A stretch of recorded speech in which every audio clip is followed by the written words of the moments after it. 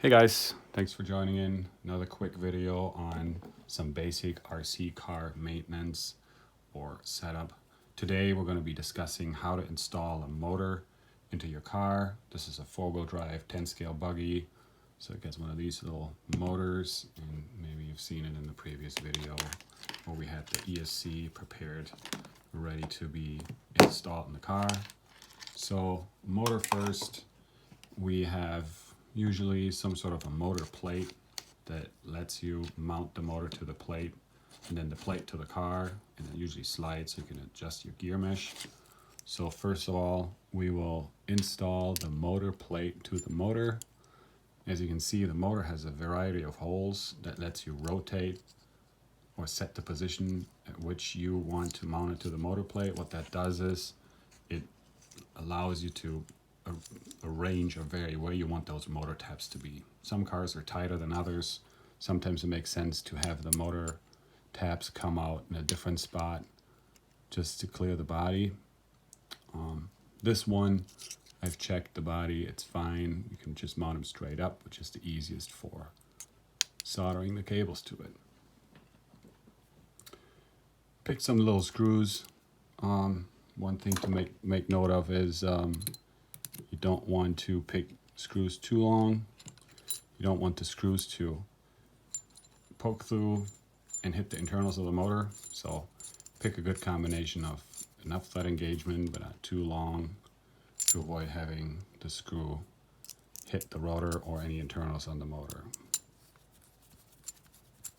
I'm just doing this for demonstration purposes. Usually any metal to metal connection you want to use Loctite.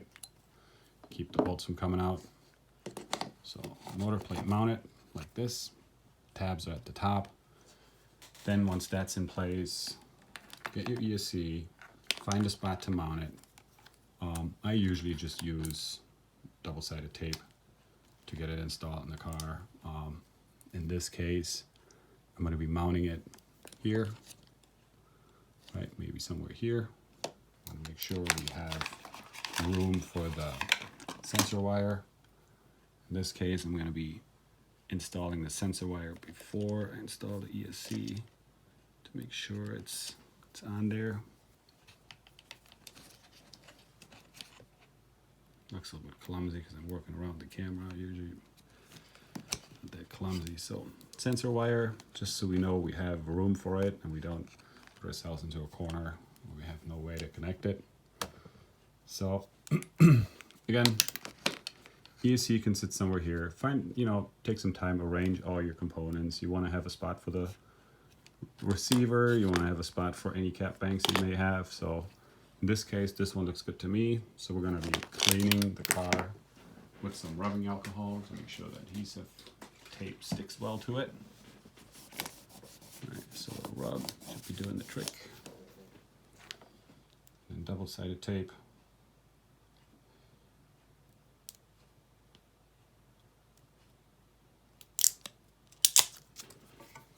Something like this.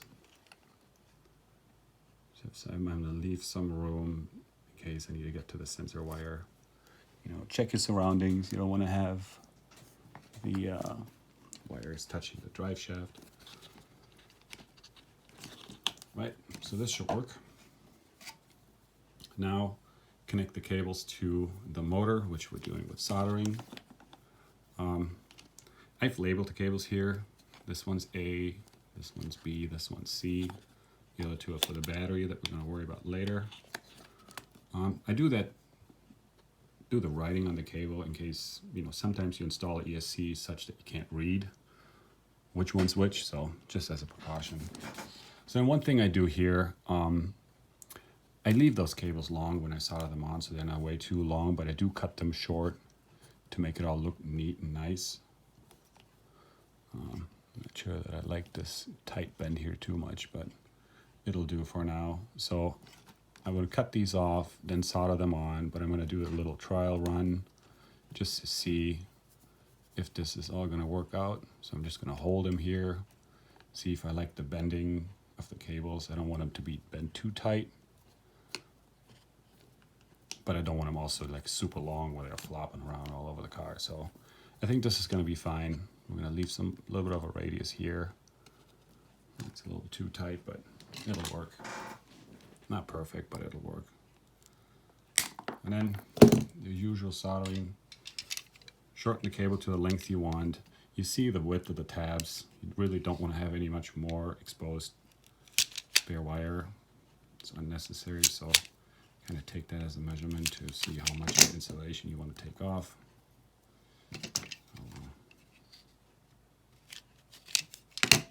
Didn't work so well.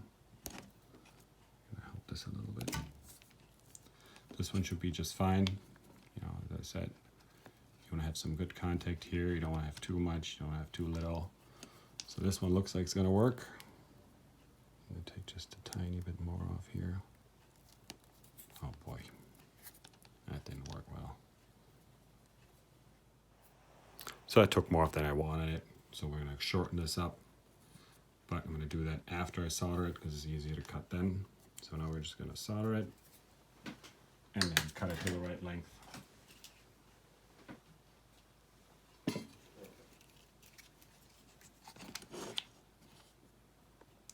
See it, so I'm going to twist them up a little bit, keep them from fraying, and just warm it up some. Make sure it's saturated well. If you ever struggle with getting solder to flow, components to warm up, in most cases the problem is in the power of your soldering iron. You want to really not go below 40 watts with a soldering iron, because then it's just a hassle. It'll take forever to heat things up. And okay, so that's that. Right, shorten it up. Next would be to just prepare the tabs. Get this out of the way before we melt it. Heat up the tabs.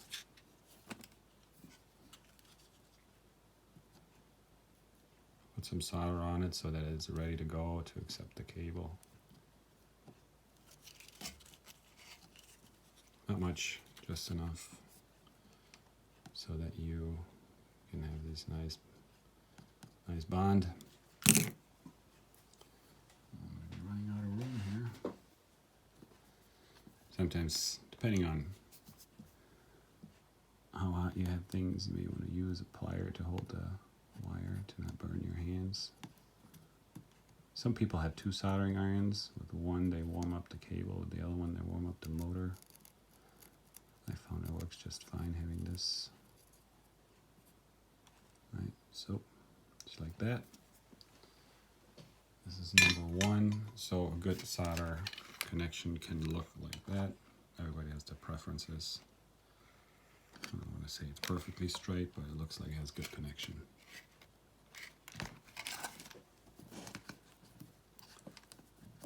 Right, so now the B,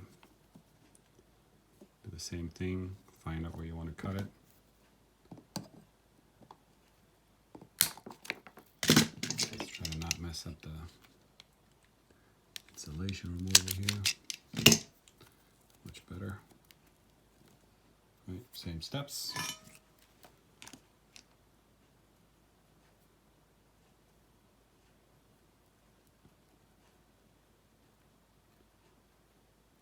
Get this tinned up.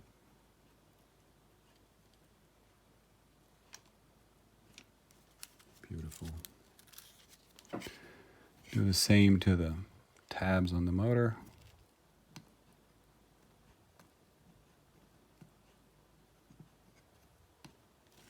Like that. And then just line them up and heat them up together so they bond.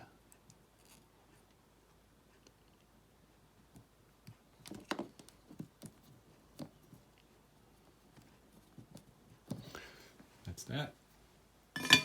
And then the same for the third one. Find out where you want to cut it.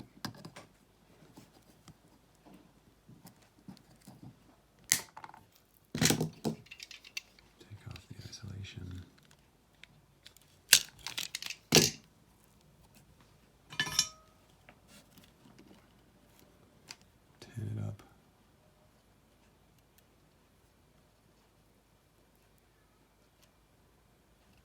Sometimes it helps looking at your battery or your ESC cables from all sides. Sometimes one side doesn't get as warm, and then you don't have a constant or like a nice penetration of the solder. You look at it from all angles, all shiny. Yeah. Let me give this a little bit.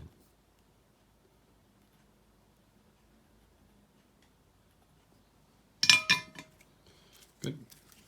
Now, prepare your tabs.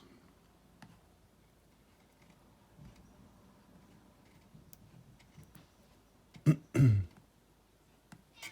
it warm, and then just connect them, and then that should be that. Really, heat is the key.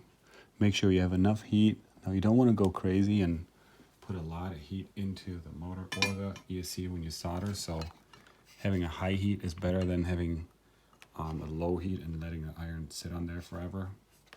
I don't want to say that these radii or the way they're curved is my absolute favorite, but it'll do the trick. So that's it. Next time, connect the battery and finish this up, but that's what this could look like. Thanks for tuning in, and see you next time.